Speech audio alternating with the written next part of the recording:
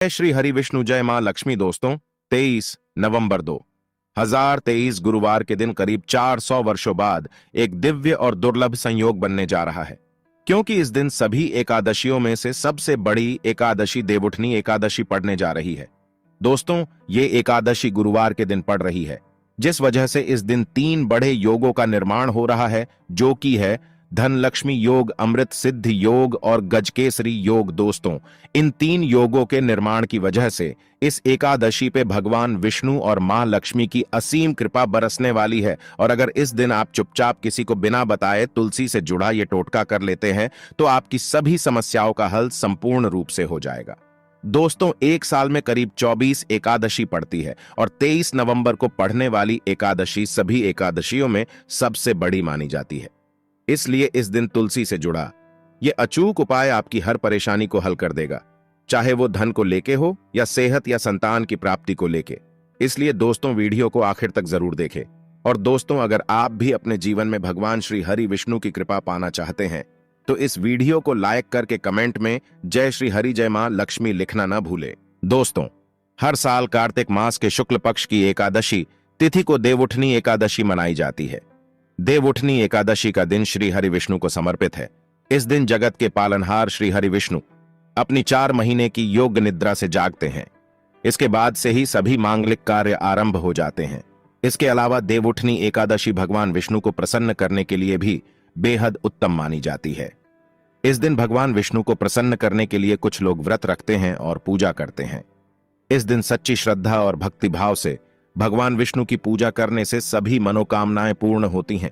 दोस्तों, भगवान विष्णु को प्रसन्न करने के लिए देवउठनी एकादशी के दिन भगवान विष्णु जी को केसर और दूध से ध्यान से सुनना। जो दूध है उसमें केसर मिलाकर ही केसर युक्त दूध से भगवान विष्णु जी का अभिषेक करना चाहिए। ऐसा करने से ही व्यक्ति के सभी प्रकार की मनोकामनाओं की पूर्ति होती है। इसलिए भगवान विष्णु प्रसन्न होते हैं। यह जो उपाय है, यह शास्त्रों में लिखित उपाय है।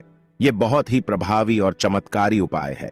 चाहे कोई भी विशेष प्रकार की मनोकामना हो और वह मनोकामना आपके लंबे समय से पूर्ण नहीं हो पा रही है, तो उपाय करने से मनोकामना पूर्ण हो जाती है। यदि कोई व्यक्ति आर्थिक तौर पर बहुत समस्याओं को झेल रहा है, एकादशी के दिन भगवान विष्णु की पूजा करें, कुछ पैसे अर्पित करें। पैसे अर्पित करते समय आपको बोलना है कि हे भगवान, ये पैसे मैं आपको अपनी आर्थिक उन्नति के लिए समर्पित कर रहा हूं, कृपया आप इसे स्वीकार करें। इस प्रकार से आपको प्रार्थना करनी है और इसके बाद पूजन के उपरांत इन पैसों को भगवान विष्णु जी का आशीर्वाद के रूप में मानकर आप इसे अपनी तिजोरी में रखें या पर्स में रखें। ऐसा करने से धन लाभ होता है और पैसों से जुड़ी जो भी समस्या आपके जीवन में होती रहती है, वे समस्या समाप्त हो जाती है। ये पैसे फिर साधारण पैसे नहीं रह जाते, इसमें भगवान विष्णु की शक्तियां जागृत हो जाती हैं। यह साधारण पैसे नहीं होते, इसे आप संभाल कर रखें। यह साक्षात नारायण का आशीर्वाद बन जाते हैं। जहां पर नारायण का आशीर्वाद हो, भगवान विष्णु जी का आशीर्वाद हो, वहां पर फिर लक्ष्मी फलती फूलती है। कहने का मतलब है कि आध्यात्मिक उन्नति होती है। दोस्तों, देवउठनी एकादशी के दिन भगवान विष्णु जी को तुलसी के पत्ते के साथ सफेद रंग का भोग जरूर अर्पित करें। इसलिए तो हो सके तो खीर या सफेद रंग के मिष्ठान्न भगवान विष्णु जी को भोग लगाना अति उत्तम होता है।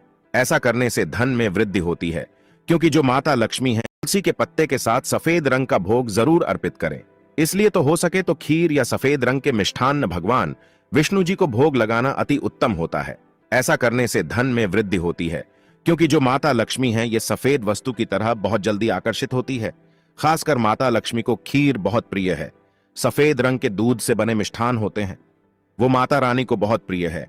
तो अगर आप भगवान विष्णु जी को चढ़ाते हैं तो इससे मां लक्ष्मी आपके घर में स्वयं ही बिना कुछ बोले ही आ जाती है और आपके घर की आर्थिक परेशानियों को दूर करती है और भगवान विष्णु भी प्रसन्न होते हैं। दोस्तों, हम कई बार आप लोगों को बता चुके हैं कि धन देने का अधिकार माता लक्ष्मी को है, अर्थात माता लक्ष्मी केवल धन देती है, लेकिन किसकी किस्मत में कितना धन देना है, यह काम भगवान विष्णु जी करते हैं। क्योंकि भगवान विष्णु जी को पालनहार कहा जाता है। संसार के जितने भी जीव जंतु है, सबका पालन करने का दायित्व रखा है भगवान विष्णु जी ने। तो भगवान विष्णु जी किसके कर्मों में कितना धन देना है, ये निर्णय लेते हैं। इसलिए भगवान विष्णु को जितना ज्यादा हो सके देवउठनी एकादशी के दिन प्रसन्न करने का प्रयास करें। देवउठनी एकादशी के दिन घर के नजदीक बने जो मंदिर है, भगवान विष्णु जी का अगर कहा जाए तो इसे अति उत्तम कहते हैं, तो वहां पर भी आप नारियल और बादाम भगवान विष्णु जी के स्वरूप मान करके जो भी देवी देवता है उसे अर्पित कर दें, क्योंकि भगवान विष्णु जी ने स्वयं भगवत गीता में कहा है कि संसार में जितने भी देवी देवताओं की पूजा करते हैं वे सब मेरे ही स्वरूप हैं। इससे आपके रुके हुए भी जो भी कार्य हैं वे पूर्ण हो जाते हैं और उनका परिणाम आपको तत्काल मिलता है।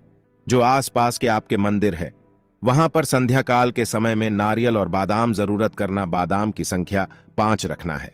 साथ ही वीडियो में आइए जानते हैं कि एकादशी में किन बातों का विशेष रूप से आपको ध्यान रखना है, आप सफल हो जाएंगे।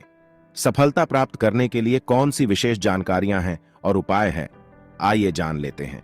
दोस्तों, देवउठनी एकादशी पर तुलसी विवाह अगर आप कराते हैं तथा अगर विष्णु जी का आप पूजन करते हैं तो विशेष रूप से कुछ आपको सावधानियां रखनी चाहिए, या फिर आप हो सके तो ये उपाय जरूर करना, ये सावधानी जरूर बरते।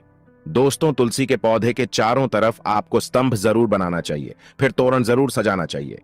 रंगोली से अष्टदल कमल जरूर बनाए, शंख चक्र और गाय के पैर, ये तीनों चीजें जरूर बनानी चाहिए। ऐसा माना जाता है कि इस दिन शंख चक्र और गाय के पैर बनाए जाते हैं तो उससे से घर में भगवान नारायण तथा माता लक्ष्मी अस्थायी रूप से वास करती हैं। इनकी दिव्य शक्ति सूक्ष्म रूप से आपके घर में वास करती है। तुलसी के साथ आंवले का गमला जरूर लगाना, उनके साथ आंवले का पूजन जरूर करना, क्योंकि आंवले को भगवान विष्णु जी अर्थात नारायण जी के रूप में माना जाता है और तुलसी माता को लक्ष्मी जी का स्वरूप कहा गया है।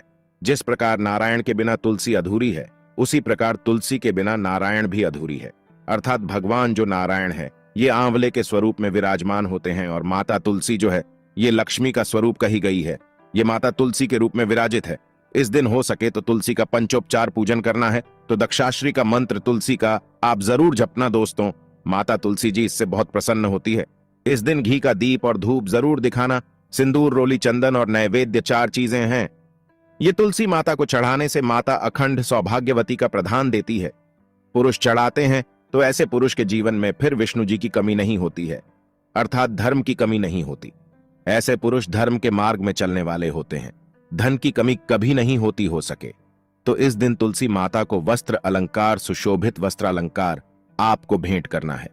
दोस्तों, लक्ष्मी जी का अष्टोत्तर या दामोदर अष्टोत्र, ये जो पाठ कहे गए हैं ये आपको जरूर करना चाहिए। तुलसी के चारों ओर दीपदान जरूर करें। ऐसा माना जाता है कि जो भी व्यक्ति तुलसी को एकादशी की तिथि में दीपदान करते हैं चारों तरफ, तो ऐसे व्यक्ति को मृत्यु के पश्चात कभी भी अंधेरे की प्राप्ति नहीं होती। कहने का मतलब है कि आप जो दीपदान करते हैं वो दीप प्रकाशित होते हुए आपकी आत्मा को स्वर्ग तक पहुंचाने में मदद करते हैं। हो सके तो दीपदान जरूर करें, और दान करने से हमारे पूर्वजों की आत्मा को शांति मिलती है। जो हमारे पूर्वज जिन्हें किसी कारणवश स्वर्ग की प्राप्ति नहीं हो पा रही है, तो दीप दान करने से उन्हें स्वर्ग की प्राप्ति होती है। दोस्तों, एकादशी के दिन भगवान विष्णु जी को तुलसी जरूर चढ़ानी चाहिए। ऐसा माना जाता है कि इस दिन एक तुलसी का पत्ता चढ़ाने से 10,000 गौदान के बराबर की प्राप्ति होती है। लेकिन आज के दिन जान लीजिए, अर्थात इस दिन देवउठनी एकादशी के दिन गलती से भी तुलसी का पत्ता नहीं तोड़ा जाता, जो कि पत्ते आपको पहले से ही तोड़कर रखने हैं। जिन दंपतियों को संतान ना हो तो उन्हें तुलसी नमस्तक जरूर पढ़ना चाहिए, इससे संतान की प्राप्ति होती है। तुलसी नमस्तक के पाठ से शीघ्र ही जिनके विवाह नहीं हो पाते हैं तो उनका शीघ्र ही विवाह हो जाता है, बल्कि जिनका कोर्ट कचहरी के मामले में कोई केस अगर चलता है तो वह समस्या भी दूर हो जाती है। दोस्तों, नए घर में तुलसी का पौधा इस दिन लगाने से श्री हरि भगवान विष्णु जी बहुत प्रसन्न होते हैं और ऐसे घर में सभी प्रकार के मंगलकारी चीज प्रदान करते हैं। नौकरी पाने के लिए, कारोबार में तरक्की के लिए, या फिर हो सके तो अपने जीवन में उन्नति के लिए तुलसी का पौधा पीले कपड़े में बांधकर ऑफिस या दुकान के आसपास में जरूर रखें। इससे आपको नौकरी में, कारोबार में भी प्रमोशन मिलेगा, आपको हर कार्य में तरक्की मिलेगी। आप अपने घर में भी यह कार्य कर सकते हैं। तो दोस्तों, ये थे तुलसी से जुड़े कुछ उपाय जो आपको इस एकादशी पर जरूर करने चाहिए। वही दोस्तों, इस दिन भगवान विष्णु को प्रसन्न करने के लिए यदि विशेष उपाय किए जाएं तो विशेष फल मिलता है और साधक की मनोकामनाएं पूरी हो सकती हैं। ये उपाय इस प्रकार हैं। देवउठनी एकादशी की शाम तुलसी के पौधे के सामने गाय के घी का दीपक लगाएं और ओम वासुदेवाय नम मंत्र बोलते हुए तुलसी की 11 परिक्रमा करें। इस उपाय से घर में सुख शांति बनी रहती है और किसी भी प्रकार का कोई संकट नहीं आता। 1 एकादशी पर ब्रह्म मुहूर्त में उठकर किसी पवित्र नदी में स्नान करें। 2 एकादशी पर ब्रह्म मुहूर्त में उठकर किसी पवित्र नदी में स्नान करें। 3 एकादशी पर ब्रह्म मुहूर्त में उठकर किसी पवित्र नदी में स्नान करें। तो जीवन के सभी सुख प्राप्त होते हैं। इसके बाद विधिपूर्वक गायत्री मंत्र का जाप करना चाहिए। स्त्रियों के लिए यह स्नान उनके पति की लंबी उम्र और अच्छा स्वास्थ्य देने वाला माना गया है। यदि आप धन की इच्छा रखते हैं तो एकादशी पर समीप स्थित किसी विष्णु मंदिर जाएं और भगवान विष्णु को सफेद मिठाई या खीर का भोग लगाएं। इसमें तुलसी के पत्ते अवश्य ढालें। इससे भगवान विष्णु जल्दी ही प्रसन्न हो जाते हैं। एकादशी पर एक नारियल व थोड़े बादाम भगवान विष्णु के मंदिर में चढ़ाएं। यह उपाय करने से आपको जीवन के सभी सुख प्राप्त हो सकते हैं और अटके कार्य भी बन सकते हैं। एकादशी पर भगवान श्री विष्णु का केसर मिश्रित दूध से अभिषेक करें। यह करने से भगवान विष्णु के साथ माता लक्ष्मी भी प्रसन्न होती हैं और साधक की हर मनोकामना पूरी कर सकती है। भगवान श्री विष्णु को पीतांबरधारी भी कहते हैं, जिसका अर्थ है पीले रंग के वस्त्र धारण करने वाला। एकादशी के दिन आप पीले रंग के कपड़े, पीले फल व पीला अनाज पहले भगवान विष्णु को अर्पण करें। इसके बाद ये सभी वस्तुएं गरीबों व जरूरतमंदों में दान कर दें। ऐसा करने से भगवान विष्णु की कृपा आप पर बनी रहेगी। यदि आप निरंतर कर्ज में फंसते जा रहे हैं तो एकादशी पर समीप स्थित किसी पीपल के वृक्ष पर पानी चढ़ाएं और शाम के समय दीपक लगाएं। पीपल में भी भगवान विष्णु का ही वास माना गया है। इस उपाय से जल्दी ही आप कर्ज मुक्त हो सकते हैं। इस दिन दक्षिणावर्ती शंख में जल भरकर भगवान श्री विष्णु का अभिषेक करें। इस उपाय से भगवान विष्णु और मां लक्ष्मी दोनों प्रसन्न होते हैं। धन की कामना रखने वाले साधक एकादशी के दिन नीचे लिखे मंत्र का 5 माला जाप करें। ओम ह्लीं ऐं क्लीं श्री। एकादशी के दूसरे दिन किसी ब्राह्मण को भोजन करवाकर उसे दक्षिणा वस्त्र आदि भेंट स्वरूप प्रदान करें। इससे आपको लाभ हो सकता है। एकादशी पर भगवान विष्णु की पूजा करें और पूजा करते समय कुछ पैसे विष्णु भगवान की मूर्ति या तस्वीर के समीप रख दें। पूजन करने के बाद यह पैसे फिर से अपने पर्स में रख लें। इससे धन लाभ होने की संभावना बन सकती है। काफी कोशिशों के बाद भी यदि आमदनी नहीं बढ़ रही है या नौकरी में प्रमोशन नहीं हो रहा है तो एकादशी पर 7 कन्याओं को घर बुलाकर भोजन कराएं। भोजन में खीर अवश्य होना चाहिए। कुछ ही दिनों में आपकी कामना पूरी हो सकती है। तो दोस्तों, ये थे कुछ उपाय जो कि इसके दिन आपको जरूर करने चाहिए।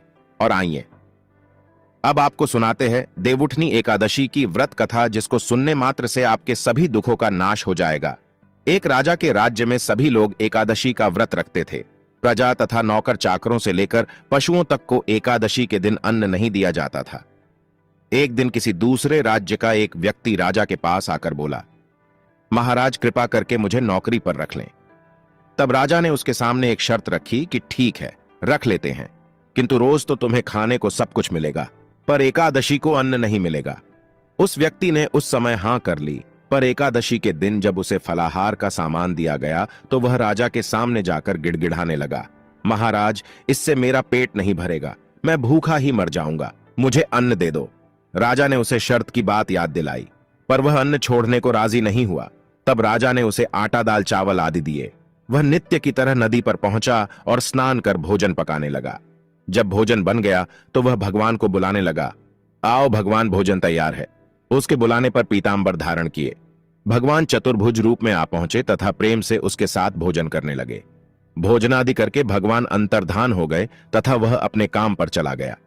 15 दिन बाद अगली एकादशी को वह राजा से कहने लगा कि महाराज मुझे दुगुना सामान दीजिए। उस दिन तो मैं भूखा ही रह गया। राजा ने कारण पूछा तो उसने बताया कि हमारे साथ भगवान भी खाते हैं, इसीलिए हम दोनों के लिए यह सामान पूरा नहीं होता। यह सुनकर राजा को बड़ा आश्चर्य हुआ। वह बोला, मैं नहीं मान सकता कि भगवान तुम्हारे साथ खाते हैं।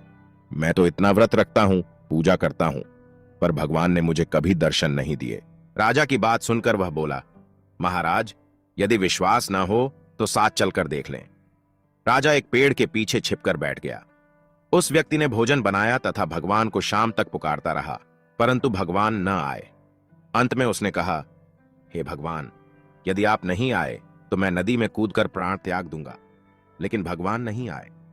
तब वह प्राण त्यागने के उद्देश्य से नदी की तरफ बढ़ा। प्राण त्यागने का उसका दृढ़ इरादा जान शीघ्र ही भगवान ने प्रकट होकर उसे रोक लिया और साथ बैठकर भोजन करने लगे। खा पीकर वे उसे अपने विमान में बिठाकर अपने धाम ले गए। यह देख राजा ने सोचा कि व्रत उपवास से तब तक कोई फायदा नहीं होता जब तक मन शुद्ध न हो। इससे राजा को ज्ञान मिला। वह भी मन से व्रत उपवास करने लगा और अंत में स्वर्ग को प्राप्त हुआ। देव प्रबोधिनी एकादशी की दूसरी व्रत कथा। एक राजा था, उसके राज्य में प्रजा सुखी थी। एकादशी को कोई भी अन्न नहीं बेचता था, सभी फलाहार करते थे। एक बार भगवान ने राजा की परीक्षा लेनी चाहिए। भगवान ने एक सुंदरी का रूप धारण किया तथा सड़क पर बैठ गए। तभी राजा उधर से निकला और सुंदरी को देख चकित रह गया। उसने पूछा, हे सुंदरी, तुम कौन हो और इस तरह यहां क्यों बैठी हो? तब सुंदर स्त्री बने भगवान बोले, मैं निराश्रिता हूं, नगर में मेरा कोई जाना पहचाना नहीं है, किससे सहायता मांगू? राजा उसके रूप पर मोहित हो गया था। वह बोला, तुम मेरे महल में चलकर मेरी रानी बनकर रहो। सुंदरी बोली, मैं तुम्हारी बात मानूंगी, पर तुम्हें राज्य का अधिकार मुझे सौंपना होगा। राज्य पर मेरा पूर्ण अधिकार होगा। मैं जो भी बनाऊंगी तुम्हें खाना होगा। राजा उसके रूप पर मोहित था, अतः उसने उसकी सभी शर्तें स्वीकार कर लीं। अगले दिन एकादशी थी। रानी ने हुक्म दिया कि बाजारों में अन्य दिनों की तरह अन्न बेचा जाए। उसने घर में मांस मछली आदि पकवाए तथा परोसकर राजा से खाने के लिए कहा। यह देखकर राजा बोला, रानी, आज एकादशी है, मैं तो केवल फलाहार ही करूंगा। तब रानी ने शर्त की याद दिलाई और बोली, या तो खाना खाओ, नहीं तो मैं बढ़े राजकुमार का सिर काट लूंगी। राजा ने अपनी स्थिति बड़ी रानी से कही तो बड़ी रानी बोली, महाराज, धर्म न छोड़े बड़े, राजकुमार का सिर दे दें, पुत्र तो फिर मिल जाएगा, पर धर्म नहीं मिलेगा। इसी दौरान बड़ा राजकुमार खेल कर आ गया। मां की आंखों में आंसू देखकर वह रोने का कारण पूछने लगा, तो मां ने उसे सारी वस्तुस्थिति बता दी। तब वह बोला, मैं सिर देने के लिए तैयार हूं, पिताजी के धर्म की रक्षा होगी। जरूर होगी। राजा दुखी मन से राजकुमार का सिर देने को तैयार हुआ तो रानी के रूप से भगवान विष्णु ने प्रकट होकर असली बात बताई। राजन, तुम इस कठिन परीक्षा में पास हुए। भगवान ने प्रसन्न मन से राजा से वर मांगने को कहा तो राजा बोला, आपका दिया सब कुछ है, हमारा उद्धार करें। उसी समय वहां एक विमान उतरा। राजा ने अपना राज्य पुत्र को सौंप दिया और विमान में बैठकर परम धाम को चला गया। देवउठनी एकादशी की एक प्रमुख कथा शंखासुर नामक राक्षस की है। शंखासुर ने तीनों लोकों में बहुत ही उत्पात मचाया हुआ था। तब सभी देवताओं के आग्रह करने पर भगवान विष्णु ने उस राक्षस से युद्ध किया और यह युद्ध कई वर्षों तक चला। युद्ध में वह असुर मारा गया और इसके बाद भगवान विष्णु विश्राम करने चले गए। कार्तिक शुक्ल एकादशी के दिन भगवान विष्णु की निद्रा टूटी थी और सभी देवताओं ने भगवान विष्णु की पूजा की थी। शिव महापुराण के अनुसार पौराणिक समय में दैत्यों का राजा दंभ हुआ करता था। वह बहुत बड़ा विष्णु भक्त था। कई सालों तक उसके यहां संतान नहीं होने के कारण उसने शुक्राचार्य को अपना गुरु बनाकर उनसे श्री कृष्ण मंत्र प्राप्त किया। यह मंत्र प्राप्त करके उसने पुष्कर सरोवर में घोर तपस्या की। भगवान विष्णु उसकी तपस्या से प्रसन्न हुए और उसे संतान प्राप्ति का वरदान दे दिया। भगवान विष्णु के वरदान से राजा दंभ के यहां एक पुत्र में जन्म लिया। इस पुत्र का नाम शंखचूड़ रखा गया। बड़ा होकर शंखचूड़ ने ब्रह्मा जी को प्रसन्न करने के लिए पुष्कर में घोर तपस्या की। उसकी तपस्या से प्रसन्न होकर ब्रह्मा जी ने उसे वरदान मांगने को कहा। तब शंखचूड़ ने वरदान मांगा कि वह हमेशा अजर अमर रहे, वह कोई भी देवता उसे नहीं मार पाए। ब्रह्मा जी ने उसे यह वरदान दे दिया और कहा कि वह बद्रीवन जाकर धर्मध्वज की पुत्री तुलसी जो तपस्या कर रही है उससे विवाह कर लें। शंखचूड़ ने वैसा ही किया और तुलसी के साथ विवाह के बाद सुखपूर्वक रहने लगा। उसने अपने बल से देवताओं, असुरों, दानवों, राक्षसों, गंधर्वों, नागों, किन्नरों, मनुष्यों तथा त्रिलोकी के सभी प्राणियों पर विजय प्राप्त कर ली। वह भगवान श्री कृष्ण का परम भक्त था। शंखचूड़ के अत्याचारों से सभी देवता परेशान होकर ब्रह्मा जी के पास गए और ब्रह्मा जी उन्हें भगवान विष्णु के पास ले गए। भगवान विष्णु ने कहा कि शंखचूड़ की मृत्यु भगवान शिव के त्रिशूल से ही होगी, अतः आप उनके पास जाएं। भगवान शिव ने चित्ररथ नामक गण को अपना दूत बनाकर शंखचूड़ के पास भेजा। चित्ररथ ने शंखचूड़ को समझाया कि वह देवताओं को उनका राज्य लौटा दे, परंतु शंखचूड़ ने मना कर दिया और कहा कि वह महेश्वर से युद्ध करना चाहता है। भगवान शिव को जब यह बात पता चली तो वे युद्ध के लिए अपनी सेना लेकर निकल पड़े। इस तरह देवता और दानवों में घमासान युद्ध हुआ, परंतु ब्रह्मा जी के वरदान के कारण शंखचूड़ को देवता नहीं हरा पाए। भगवान शिव ने शंखचूड़ का वध करने के लिए जैसे ही अपना त्रिशूल उठाया, तभी आकाशवाणी हुई कि जब तक शंखचूड़ के हाथ में श्रीहरि का कवच है और इसकी पत्नी का सतीत्व अखंडित है, तब तक इसका वध असंभव है। आकाशवाणी सुनकर भगवान विष्णु वृद्ध ब्राह्मण का रूप धारण कर शंखचूड़ के पास गए और उससे श्रीहरि कवच दान में मांग लिया। शंखचूड़ ने वह कवच बिना किसी संकोच के दान कर दिया। इसके बाद भगवान विष्णु शंखचूड़ का रूप बनाकर तुलसी के पास गए। शंखचूड़ रूपी भगवान विष्णु ने तुलसी के महल के द्वार पर जाकर अपनी विजय होने की सूचना दी। यह सुनकर तुलसी बहुत प्रसन्न हुई और पतिरूप में आए भगवान का पूजन किया, व्रमण किया। ऐसा करते ही तुलसी का सतीत्व खंडित हो गया और भगवान शिव ने युद्ध में अपने त्रिशूल से शंखचूड़ का वध कर दिया। तब तुलसी को पता चला कि वे उनके पति नहीं हैं, बल्कि वे तो भगवान विष्णु हैं। क्रोध में आकर तुलसी ने कहा कि आपने छलपूर्वक मेरा धर्म भ्रष्ट किया है और मेरे पति को मार डाला, अतः मैं आपको श्राप देती हूं कि आप पाषाण होकर धरती पर रहे। तब भगवान विष्णु ने कहा, देवी, तुम मेरे लिए भारतवर्ष में रहकर बहुत दिनों तक तपस्या कर चुकी हो। तुम्हारा यह शरीर नदी रूप में बदलकर गंडकी नामक नदी के रूप में प्रसिद्ध होगा। तुम पुष्पों में श्रेष्ठ तुलसी का वृक्ष बन जाओगी और सदा मेरे साथ रहोगी। तुम्हारे श्राप को सत्य करने के लिए मैं पाषाण बनकर रहूंगा। गंडकी नदी के तट पर मेरा वास होगा। देव प्रबोधिनी एकादशी के दिन भगवान शालिग्राम व तुलसी का विवाह संपन्न कर मांगलिक कार्यों का प्रारंभ किया जाता है। हिंदू धर्म मान्यता के अनुसार इस दिन तुलसी शालिग्राम विवाह करने से अपार पुण्य प्राप्त होता है। तो दोस्तों, आपको हमारी वीडियो कैसी लगी हमें कमेंट में जरूर बताइएगा। साथ ही वीडियो को लाइक करके चैनल को जरूर सब्सक्राइब कर ले। जय श्री हरि विष्णु, जय मां लक्ष्मी।